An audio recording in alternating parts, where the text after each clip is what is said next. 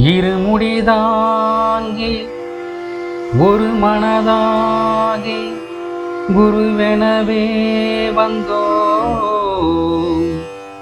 இருவினை தீர்க்கும் யமனையும் வெல்லும் திருவடியை காண வந்தோ. வணக்கம் நண்பர்களே. பூமியில் அதர்மமும் அநியாயங்களும் அதிகரிக்கும் போது அதனை அழிக்க கடவுளும் புது புது அவதாரங்களை எடுத்து இந்த மண்ணின் சமநிலையை நிலைநாட்ட முயற்சி செய்வார்.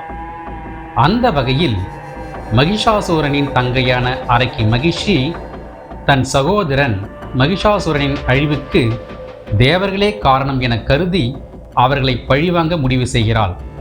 அதற்காக பிரம்மாவை நோக்கி தவம் புரிகிறாள். பிரம்மாவும் அவள் முன் தோன்றி, உனக்கு என்ன வர வேண்டுமோ கேள் என்கிறார். சிவனுக்கும் விஷ்ணுவுக்கும் பிறந்த புத்திரனாக அல்லாமல் வேறு யாராலும் எனக்கு மரணம் நிகழக்கூடாது என மகிஷி வரம் கேட்டாள். கேட்ட வரம் அவளுக்கு கிடைத்தது. வரத்தை பெற்ற மகிஷி தேவலோகத்தில் தேவர்களையும் பூலோகத்தில் மனிதர்களையும் கடும் கொடுமைப்படுத்தி வந்தாள்.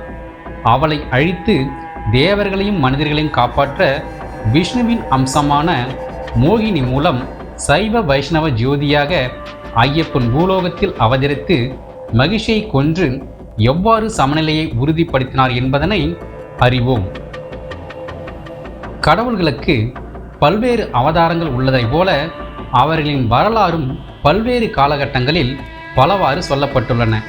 அவ்வகையில் நாம் தர்ம சாஸ்தாவான மணிகண்டனின் வாழ்க்கை வரலாற்றை அறிய 1500 ஆண்டுகளுக்கு முன்பு நடந்த ஒரு வரலாற்று சம்பவத்தை நாம் அறிவது மிகவும் அவசியமாகும்.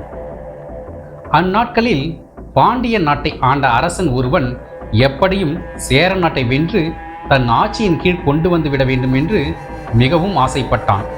ஏனெனில் சேர நாடானது மலை வளம் மிகுந்த நாடு. அதனை ஆண்டவர் பந்தல அரசன். சேர நாட்டை வெல்ல ஒரு படைத்தலைவனை பல படைகளோடு மட்டும் இல்லாமல் சகல அதிகாரங்களோடும் அனுப்பி வைத்தான் பாண்டிய நாட்டு மன்னன். அந்த படைத்தலைவனும் தனக்குத்தான் எல்லா அதிகாரமும் உள்ளது என எண்ணினான்.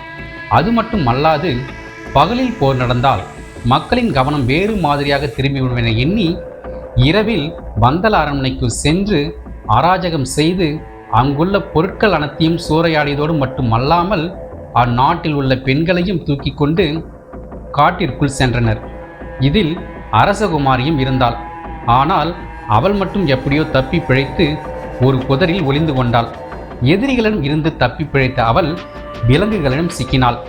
அந்நேரத்தில் இளைஞன் ஒருவன் அவளை விலங்குகளிடமிருந்தும் காப்பாற்றியதோடு மட்டும் அல்லாமல் அவளை உரிய இடத்தில் ஒப்படைக்க முடிவு செய்தான்.